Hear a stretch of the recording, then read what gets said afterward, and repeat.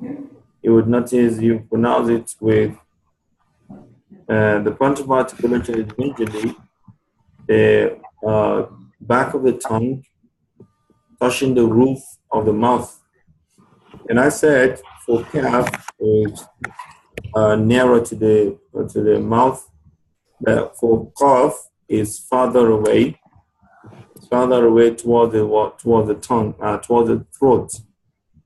So, and that was the reason I give the consider to remember them in case if you forgot the rules and regulations. Once you remember the song, it would allow you to know if you're making a mistake or not. And I will sing the song from the beginning to here from there. مخارج الحروف 17 على الذي يختاره من اختبر للجوف آلف وأختها وهي حروف مد للآواه تنتهي ثم لأقصى الحلق أمزاه ومن وساطه فعين حاه أدناه بين خاوها والخاف أقصى اللسان فوق ثم الكاف.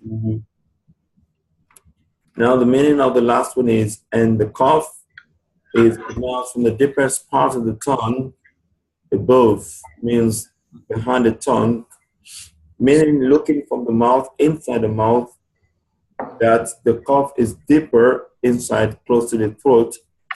Then the calf is lower, meaning the closer to the mouth. So the meaning is it's coming towards the mouth more than the way it goes back to the throat. That's for calf. So, and we tried how to pronounce calf and cough, and we saw the difference in it. So I want us to pronounce calf. Everybody say calf.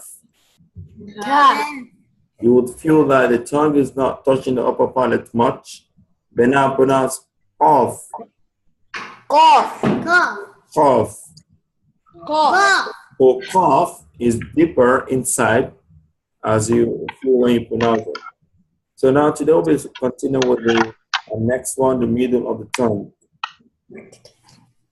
The middle of the tongue is called wasatul lisan. So we will connect the song asfalu. We connect with this one we have here. Asfalu wal wastu fajimu shilu ya. I'm gonna say it and you say after me. Asfalu wal wastu. Asfalu wal wastu. Asfalu wal wastu. Asfalu wal wastu. Asfalu wal wastu. Asfalu wal wastu. Fajimu shinu ya. Fajimu shinu ha. Fajimu. Fajimu sinu ya. Fajimu sinu ha. So that is to say you've got jim and you've got ya. Now I will explain what I mean by that. The middle of the tongue is called wasatul lisan. The meaning of wasatul lisan is the middle of the tongue. And the alphabet which is pronounced from this location is they are jim, shin, ya, ghayru madiyya. Ghayru madiyya, that is to say, 3 letters are articulated from here. They are jim, shin, wal ya, ghayru madiyya. So these letters are emitted from the middle of the tongue and the roof of the mouth that lies opposite to it. Now the meaning of all these things is, if you want to pronounce an alphabet, there must be a contact between 2 parts of the mouth. Okay, now if you say the point of articulation of the alphabet is the middle of the tongue, you will notice that the middle of the tongue itself cannot give a sound. Is it possible? Yes. No. Is it possible, Hassan, that the middle of the tongue itself will just give a sound? No. But you have to hit the middle of the tongue against another part of the mouth. So you must hit it. Now let me say, for example, the ba is pronounced with the two lips. Now I want everybody can you hold down the lower lip, hold it down farther away from the upper lip, and pronounce ba. Ba. I mean, hold down the lower lip. Make something obstruct the lower lip from the upper one. You know, you've got two lips, right? The upper and the lower lips. Ba. Avoid any contact between the upper and the lower one. And would you pronounce anything? Ba. You would not. You will just pronounce ah, raw, ah, and it's not going to sound. So the meaning is both tongues are involved in the pronunciation of B. So the same way, if you want to pronounce an alphabet and the point of articulation is the middle of the tongue, the meaning is the middle of the tongue will hit with the place which is above it before the sound is going to come up. And this is the reason it says the middle of the tongue would hit the where it would hit. Rahim, you sleep on the bed, sit properly, please. Now the middle of the tongue will hit the roof of the mouth that lies opposite to it. So these letters are called hurufu shajariya. Hurufu shajariya. So because they are articulated from the center of the mouth or the middle of the mouth. So this is the reason why Imam Jazariya says, wal wastu, the middle of the tongue, fajimu, shinu, ya. You know, before he said asfal. Asfal is what? Is for calf, isn't it? Yes. Asfal is for calf. But now the middle of the tongue is for jim, shin, and ya. Now, if you're pronouncing all this alphabet, you would notice that if you want to pronounce jim, say that everybody, not jim, but jim. You would notice the middle of the tongue is touching the upper palate. Say ad.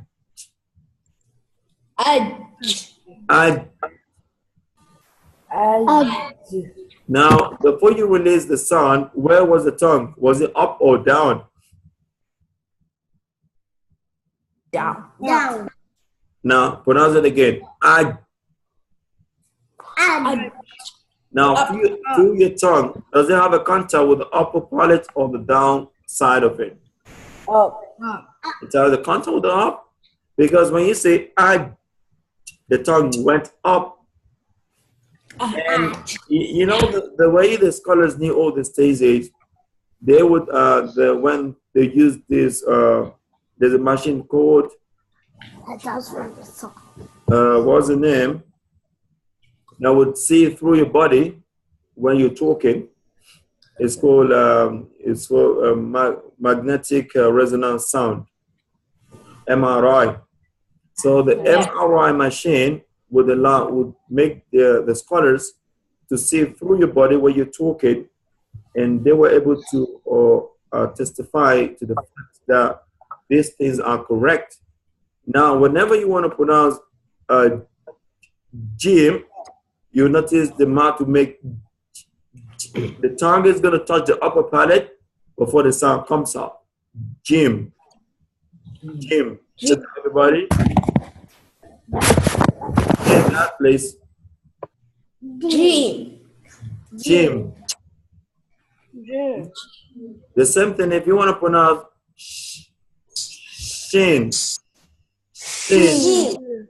If you pronounce it and your tongue is not touching the upper palate, then you're wrong. So it must be shin. Shin. Shin.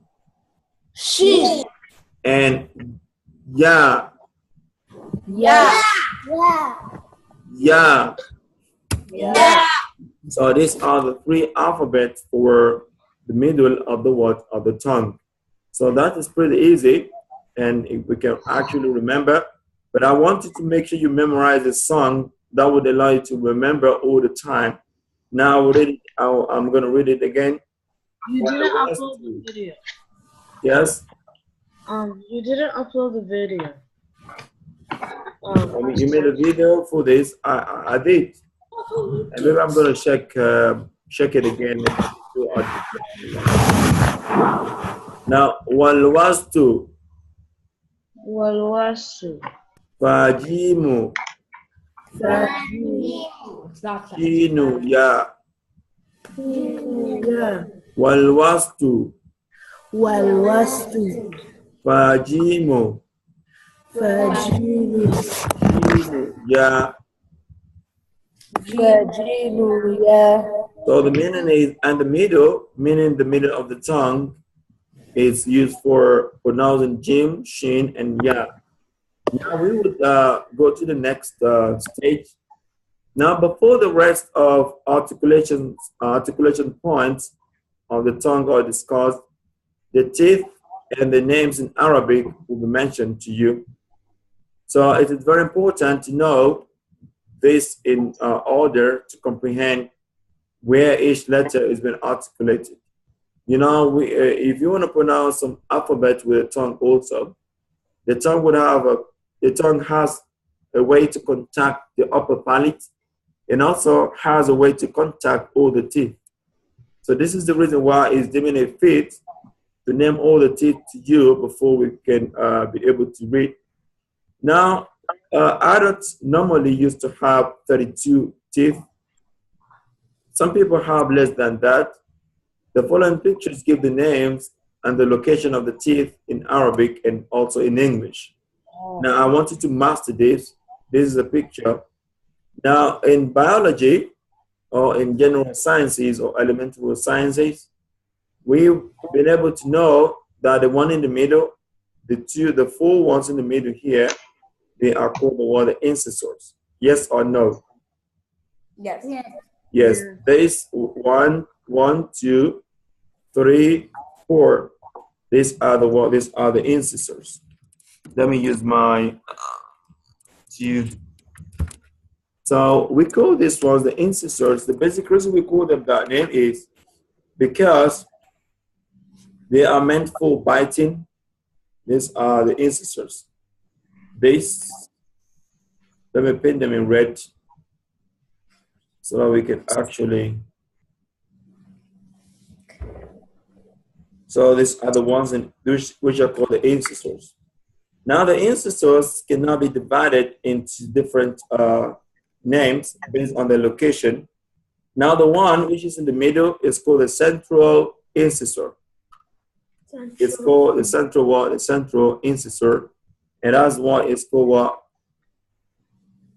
Pronounce everybody, central incisor. Central incisor. So it's called in Naya, it's called Athenia. But the Jamu is Thanaya. It's called Athenia. Pronounce it, please. Athenia. Athaniyatu. So that's the name of the word of the central incisor. Now the lateral, the one beside, is called the word. It's called the Raba'iyya. Say that. It's called the Raba'iyya. So these are the names. So the one in the middle here also will have the same name with this, and the one here will be called the same Raba'iyya. So remember the names. Remember the names, please. It's going to really help you. Now we've got the premolars. The premolars are also divided into names depending on the locations. Now the first one is the first premolar. That's the one immediately after the canines. Okay, let me name the canine first. The canine is the one rightly after the ancestors, and it's actually two. One here, I mean, it's actually four. One here.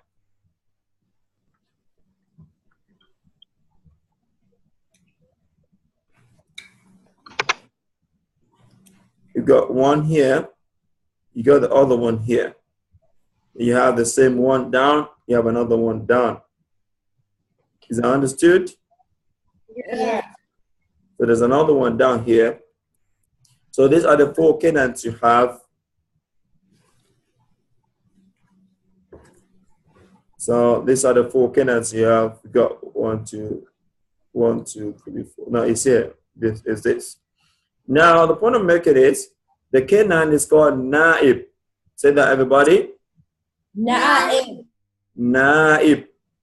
Or we call it inaba or naba. Say that, everybody. Naba. Naba. Naba. Naba. Now the central ancestor is called what? It's called Thanaya. Thanaya. And the lateral ancestor is called the what? Darubaiya. Say that, everybody. Darubaiya. Rubaiya. Rubaiya. So now let's go to the first premolar. The first premolar is called the Dahik.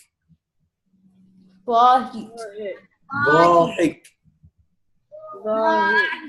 The reason it's called Dahik is that whenever you smile, it's going to appear, but it doesn't appear except you laugh, isn't it? And laughing in Arabic is called Dahaka. So it's called Dahik. That's the first premolar, which is the one immediately after the canine. Now the second premolar is this, the one here, and it's called It's called Tawahin. Say that. Tawahin. So this is the one which is called the second premolar, and the two molars also one name in Arabic. We call them the same name. So the second premolars, the two molars and the second premolar, they have the same name in Arabic, which is called the tawahin. But the first premolar, which is this, is called the what? Is called the dahik. But this, and this, they are all called the what? Tawahin. And the last one, which is very far away, is called the wisdom tooth. And it's called Najib Biras al-Aql. It's called what? Najib. Say that, everybody. Najib. So the Jamo is Nawajib. But for now, let's know then what the single name. So this is the way the teeth has been arranged. And that's the reason why anyone who says the knowledge of the Quran does not encompass all the knowledge, it must be kidding, because this is, you're learning about Tajweed, you're learning about the dental formula. We did that in biology I think in a high grade. That was around grade 9, also 10. So now this is what we're learning now at a very young age. So the meaning of what I'm saying is, all the things you want to know in life is embedded in the Quran if you actually had your time to take your classes. So I'm going to go over the names again before we move on to the next section. So the names again, the central ancestor is called the what? Thanaya. Say that. Thanaya. And the first premolar is called the Dahik. Say that. Dahik. The second premolar and the two molars, they have the same name in Arabic, and it's been called Tawahin. Tawahin. The canine is called a Naba. Naba. Now the wisdom tooth is called the what? A Najib. ناجد ناجد. ناجد Now the lateral incisor is called the word رباعية. Say that. رباعية رباعية. رباعية